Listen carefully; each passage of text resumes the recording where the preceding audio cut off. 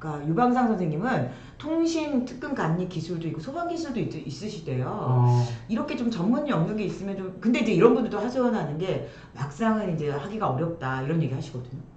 사실 감리 쪽은 워낙 그 해당 분야에 따라서 좀 차이가 심한 것 같습니다. 네네네. 어떤 분들은 제가 실제로 70세까지도 감리 쪽에 일을 하시는 분을 뵌 적이 있는데 예전하고는 달리 뭐 예전에는 감리 일을 하지 않아도 네. 어느 회사에 소속이 돼 있으면 일이 없는 동안에도 기본급을 받고 이랬는데 최근에 아마 그 기본급 제도가 좀 사라진 걸로 알고 있습니다. 일을 해야 돈을 받는 걸로 알고 있는데 결국 그거는 이제 아까도 말씀드렸다시피 감리 자격증만 있는 게 아니라 뭐 어느 정도 네트워킹을 갖고 있어서 그 여러 곳에 그 연락을 주고받으면서 일자리 정보를 취득할 수 있느냐 그 부분이 좀 큰 것 같습니다. 우리 또 유방 선생님 사회공헌 활동 제가 근데 이제 이 사회공헌 활동이 지금 고용노동부에서 하는 사업이에요. 그래서 여기 이제 일정 정도 봉사활동 개념이 좀 강하고요. 주로 이제 사무직군, 뭐 도서관 뭐 이런 데서 이제 공공기관 이런 데서 이제 일을 지원해 주는 게 좀 있어요. 그래서 약간은 근데 그 생각보다 그 급여액은 진짜 작아요. 너무 작아요?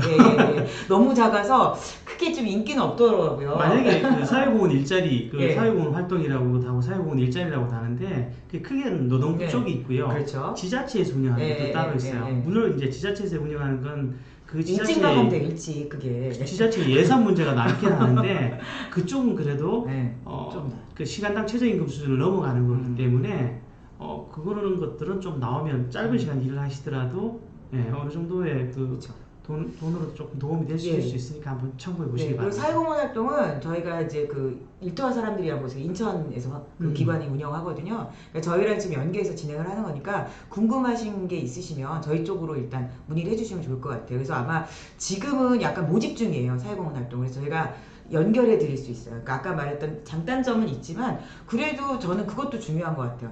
쉬지 말고 뭔가를 하고 있는 거가 굉장히 중요한 게 이렇게 정보에서도 이렇게 뭔가 이렇게 활동을 해야 정보 받는 것도 있고 그렇죠. 연결도 되고 그러니까 저는 뭐 돈도 돈이지만 좀 부족하더라도 흡족하지 않더라도 일할 수 있는 기회를 갖는다는 의미에서는 사회공헌 활동도 괜찮을 것 같아요. 일을 하시는 분들한테 가장 위험한 거는 그 구직 활동하시는 분들한테 가장 위험한 거는 아무것도 안 하시는 경우가 제일 위험한 것 같아요. 그렇죠. 그러면 끈기도 당연히 생길 수가 없겠죠. 아무것도 안 하는데 그죠? 무기력해질 것 같아요. 제가 농담삼아 그런 말 합니다. 예를 들면 내가 여기를 들어가야 돼서 이 집 문을 자꾸 두드려요. 근데 문이 자꾸 두드리면 열릴까요? 안 열릴까요? 안 열릴 수도 있어요. 그쵸, 안 열릴 수도 있어요. 내가 순간 당황했어. 근데 재밌는 건 그렇게 하다 보면 시끄럽다고 옆집 문이 열리는 경우를 저는 현장에서 되게 많이 의외의 봤습니다. 결과를 얻을 수도 있다. 그러니까 A라는 것을 향해서 노력하는 과정에서 A- 혹은 B 뭐 이런 결과물들하고 마주되면서 직업은 사실 우연이라는 요소가 굉장히 많이 발생을 합니다. 맞아요. 근데 움직여야 이게 발생을 하거든요. 그래서 어떤 것이라도 자꾸 하시면서 자신의 의사를 피력하고 주변의 정보를 얻는 작업을 계속 하시면 어쨌든 이 어려운 상황에서도 적어도 나와 경쟁 상대에 있는 어떤 사람들보다는 조금 더 앞서가실 수 있다는 거죠. 근데 진짜로 저희가 강화에서 보면요. 정말 나이가 많으셔서 힘들다 이렇게 하소연하신 분들이 그래도 꾸준하게 끈기를 가지고 하시면 어디든 들어가는 걸 정말 봤어요. 그러니까 네, 진짜요. 그리고 여기 지금 이제 양아미님이 학교 보육교사 10년 경력이 있으신데 그리고 사회복지사 자격증도 있어요. 근데 어린이집 보조교사 이력서를 넣어도 안 되고 지금 다 안 된다고 말씀하셨어요. 제가 양아미 스님께서 연령대가 어느 정도신지 모르겠는데 혹여 뭐 60이 넘으셨다라면 60이 넘으셨다라면 오히려 노인 쪽 일자리에서 노인 인력 일자리 쪽에서 가능성이 생길 수 있고요. 그 밑이시라면 어쨌든 코로나 문제가 좀 해결되면 복지 쪽의 일손들은 급여 자체는 높지 않더라도 일자리 자체는 많이 늘어날 가능성이 있으니까 좀 대기하시면서 추이를 좀 보시면 좋을 것 같습니다. 그리고 이제 우리 유방사님 문화해설 다양한 데 관심이 많으시네요. 기술도 갖고 계시고 아까. 근데 문화해설사가 이게 생각보다 여러 기관에서 하는데 취득하기가 어렵더라고요. 교육을 받아야 되는 거예요. 교육도 받고 뭐 관광청에서 하는 것도 있고 한데 뭐 예를 들어 기본적으로 언어도 좀 되셔야 되고 이렇게 이제 교육을 꼭 받으셔야지 이제 이렇게 공인 지정이 되니까 이제 이런 부분들도 저희가 좀 구체적으로 또 정보를 좀 드릴 수 있을 수도 있는데 이제 생각보다 문제는 티오가 별로 없더라고요.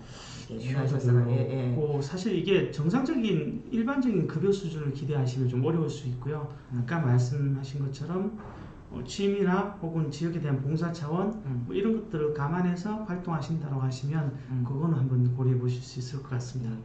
문화해설사 교육은 서구청에서 하나요? 라고 했는데 이게 이제 지자체에서 가끔 하는 게 있는데 대체로는 관광공사 그죠? 그쪽에서 네. 진행하는 게 있고 그래서 아마 정식으로 하는 건 관광공사에서 진행하는 교육이 있고요. 근데 서구청에서 하는 거는 이제 지자체 차원에서의 아마 네. 문화해설사 교육이어서 이제 그거는 또 시기적으로 딱 이렇게 나올 때가 있어요. 뭐 문의해 보셔야 될 겁니다. 네네네. 그래서 이런 것도 중요한 것 같아요. 문의해서 안 하더라도 그게 그래도 있는지 없는지 이런 거 계속 체크하는 것도 있고요. 우리 이규혜님은 뭐라고 하시면 전기기사 자격증인데 일자리가 없더라고요. 예. 야, 쉽지 않은데요. 네. 전기기사 음. 정도 이상 있으시면 사실은 제가 자주 네. 뵙기 힘든 분들이거든요. 혹시 그 경력이 있으신가요, 이규혜님은? 경력이 있는가 없는가에 따라 차이가 있을 것 같은데 전기기사 자격이 생각보다 따기가 어렵거든요. 그렇죠. 따면 웬만해서는 잘 쉬시지는 않는 그러게요. 걸로 알고 있는데 우리 이규현님하고 한번 상담을 해봐야 되겠다, 그죠? 왜냐하면 이게 이제 또 이런 게 케이스 바이 케이스라서 딱 이게 있어서 자격증이 있어서 취업을 못하고 없어서 못하고 이런 게 아니라 어떤 또 다른 조건이 있을 수 있어서 그리고 지금은 모든 것이 다 특수한 예외 상황입니다. 물론 뭐 남도 쉬니까 나도 쉰다라는 게 별로 위로는 안 되실 수는 있는데 어쨌든 지금 좀 아주 특수한 상황이라서 그렇죠. 지금 상황에서는 조금 홀딩 하시면서 오히려 그 말씀드렸던 그 네트워크 작업, 사람들을 만나고 내가 일자리를 구하고 있다라는 이걸 계속 알려주시는 작업을 우선 하시는 게 중요하지 않을까 싶습니다. 직업훈련 받는 건 어떠세요? 이렇게 직업훈련을 받는다든가. 근데 사실 직업훈련을 받아도 취업이 안 되는 경우가 굉장히 많거든요. 그런 것도 많이 봤어요. 직업훈련도 배워서 그렇고, 남 주는 게 아니라 배워서 취업이 되진 않더라고요.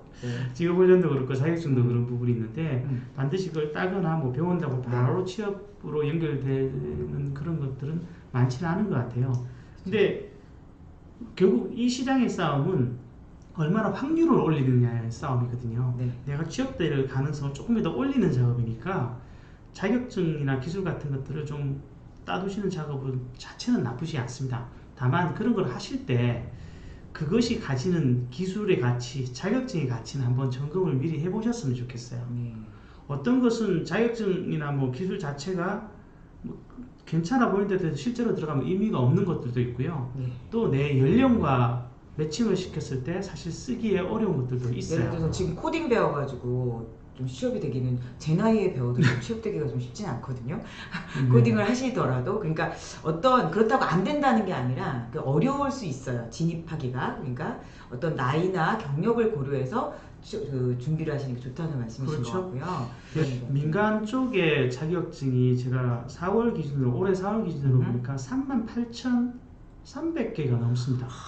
그게 다 그냥 민간 자격증, 그러니까 그건 네. 사실 민간 자격증은 하기 나름이잖아요. 네, 그거는 뭐 취업과 전혀 무관한 것도 되게 많고요.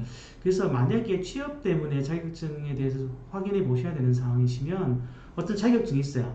그걸 접속 따거나 준비하시기 전에 그 자격증으로 취업이 목적이시면 그 자격증을 구인 사이트에서 한번 쳐보세요. 그래서 구인구가 뜨면 예를 들어서 다문화 상담사 딱 쳤는데 자격 필인지 아닌지 뭐 이런 식으로 그렇죠. 확인. 네네. 제가 확인 안 해봤습니다만 아마 다문화 상담사라면 실제로 쳐보면 오히려 사회복지사 쪽이 더 뜰 가능성이 높아요. 실제로는. 그래서 그렇게 확인해 보시고 취업 모집하는 게 있으면 가능성이 있는 거고 그게 아니라면 의미가 없다라는 건 좀 기억해 주셨으면 좋겠어요.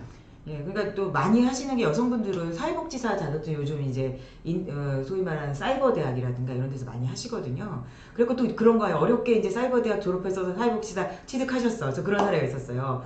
55인가 55인가 됐는데 사회복지사 자격증 취득하셨고 되게 이제 벅차서 오셨는데 취업이 안 돼서 어떻게 하면 좋겠냐고 오셨거든요. 경력 하나도 없고 이런 경우. 저는 사실 근데 남자분이시긴 하신데요. 여성분이에요, 여성. 제 쪽에 제쪽 분이 50대 후반까지 금융권에 계시다가 이제 50대 후반에 이제 퇴직하시면서 사회복지사를 따셔서 60대 중반까지도 공공기관 기간제 같은 걸로 일을 하셨었고요.